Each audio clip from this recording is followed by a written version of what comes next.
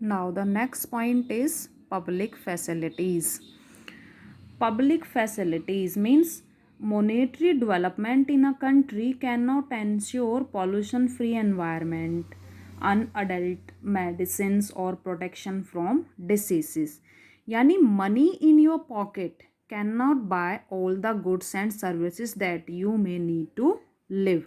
यानी जेब में पैसा होना आपको सब चीज़ें जो हैं नहीं दिला सकता जिनकी आपको लाइफ में जीने की ज़रूरत है, जैसे pure environment, medicine facilities, basic education facilities,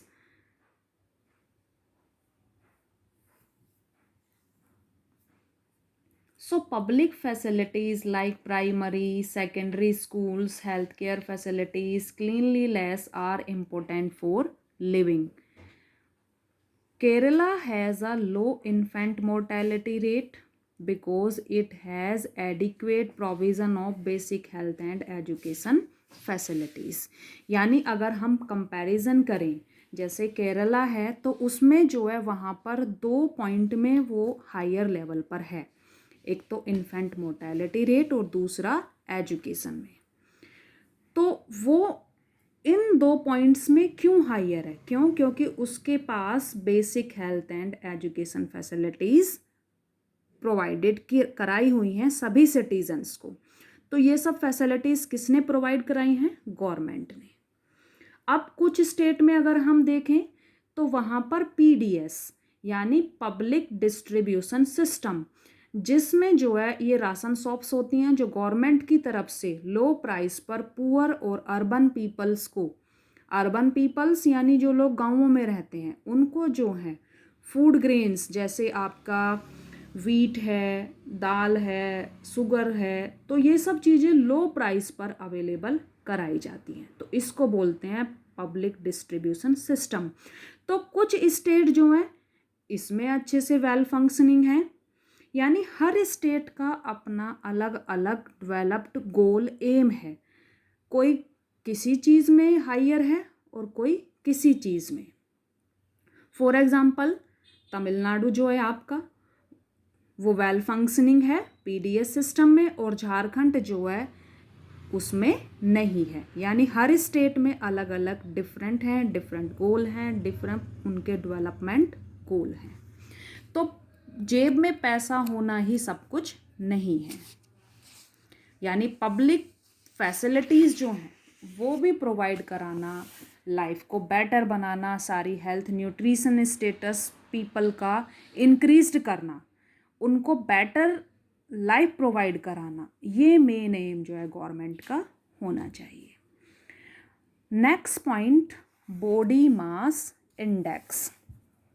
Nutrition is other important aspect of development. Nutrition is the other important aspect of development. Internationally, a standard known as body mass index यानी BMI is used to determine whether an adult person is undernourished or not. यानी ये क्या होता है, body mass index, ये international level पर जो है मेज़र करने का, डिटरमाइन करने का एक फैक्टर है जिसमें ये देखा जाता है कि जो एडल्ट पर्सन है उसको प्रॉपर न्यूट्रिएंट सब्सटेंस यानी प्रॉपर फूड मिल रहा है या नहीं। अब ये कैसे मेज़र किया जाता है? If we divide the weight of a person by the square of his her weight we get a ratio which is called BMI।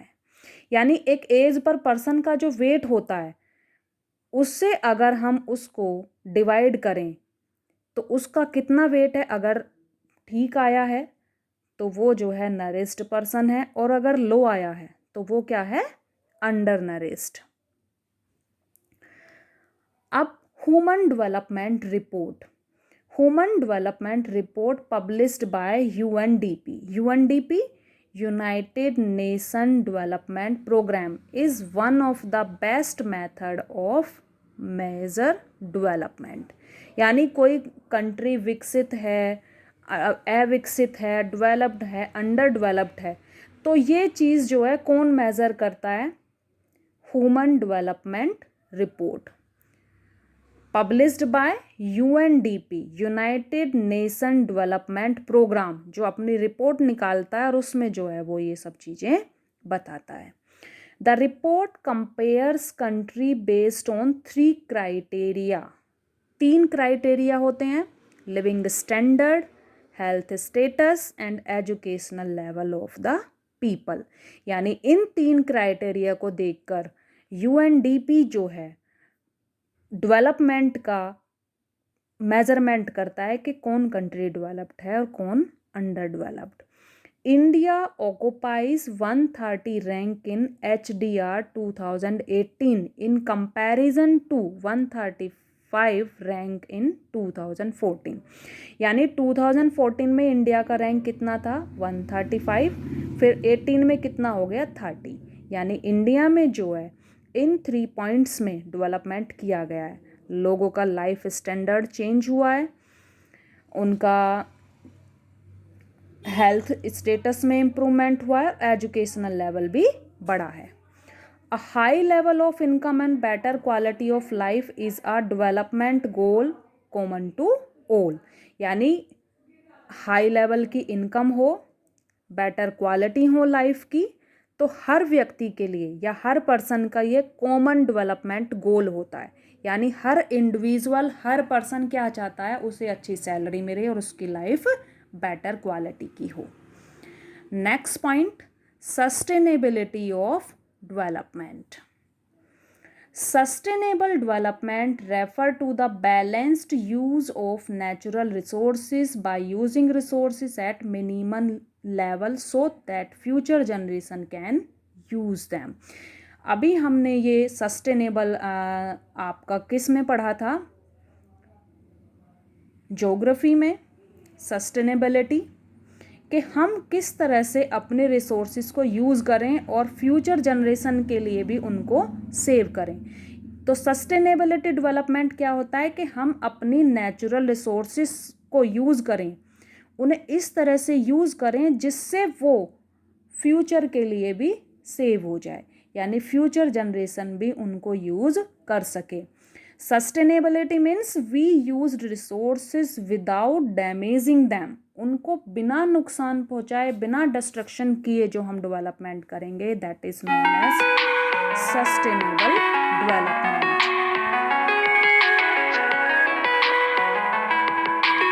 Economic development in the developed countries and developing countries has been attained at the cost of natural resources and environment.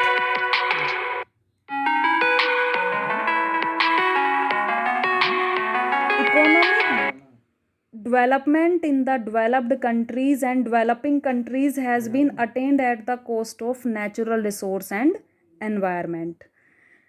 Our mismanagement of natural resources will result into environmental degradation that is not confined to national or state boundary.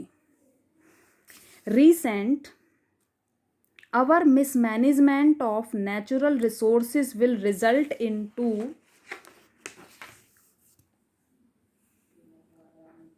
environment degradation that is not confined to national or state boundary. Recent evidence suggests that the groundwater is under serious threat of overuse in many parts. Regions: Punjab, Western Uttar Pradesh, Plateau area of Central and South India of the country. यानी इन states में जो है, जो हमारा underground water है वो ख़त्म होता जा रहा है। तो उसका रीज़न क्या है, उसे ख़त्म कौन कर रहा है, हम कर रहे हैं। क्यों? क्योंकि हम वाटर को वेस्ट कर रहे हैं, हम रिसोर्सेज को जो है डिस्ट्रॉयड कर रहे हैं, फ्यूचर के लिए हम कुछ भी सेव नहीं कर रहे हैं। According to the World Energy Review 2014, the total reserves of the crude oil stock in the world is going to last just 453 years. यानी वर्ल्ड डेवलपमेंट रिसोर्सेज में जो उन्होंने अपना वो निकाला है एनर्जी रिव्यू, उनके अकॉर्डिंग जो हमारा क्रूड ऑयल है उसका जो स्टॉक है पूरे वर्ल्ड में वो सिर्फ कितने ईयर्स का है? 53 years. Sustainable of development is comparatively a new area of knowledge in which scientists, economists, philosophers, and other social scientists are working together.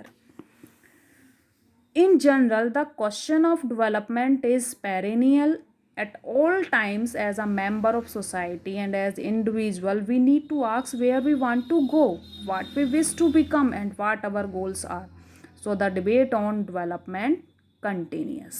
यानी जो डिबेट है वो किस चीज़ पर चल रही है कि हम कहाँ जा रहे हैं, हम क्या कर रहे हैं और क्या हमारे गोल्स होने चाहिए। हमारा गोल्स क्या होना चाहिए कि हम रिसोर्सेज को यूज करें लेकिन उसको डिस्ट्रॉयड और डिस्ट्रक्शन ना करें, इस तरह से यूज़ करें कि हम उसे वेस्ट ना करें। अगर हम उसे वेस्ट करते जाएंगे तो रिजल्ट क्या होगा? रिसोर्सेज ख़त्म हो जाएंगी और जब रिसोर्सेज ख़त्म हो जाएंगी तो ह्यूमन लाइफ भी अपने आप ही अर्थ से ख़त्म हो जाएगी। तो हम खुद अपने डिस्ट्रक्शन को अपने नियर लाते जा रहे हैं, यानी हम खुद अपने आप को ख़त्म करते जा रहे हैं। क्यों? क्योंकि हम किस पर डिपेंड हैं? हम रिसोर्सेज पर डिपेंड हैं, जैसे वाटर है, एनवायरनमेंट है। तो इनको हम पॉल्यूटेड भी कर रहे हैं और इनको हम डिस्ट्रॉयड भी कर रहे हैं। और जब ये चीज़ डिस्ट्रॉयड हो जाएंगी, पॉल्यूटेड हो जाएंगी, तो किसको इफेक्टेड करेंगी? ह्यूमन बींग्स को। ह्यूमन बींग्स की लाइफ इफेक्टेड होगी। That's all. Chapter is completed. I hope you have to understand the very well.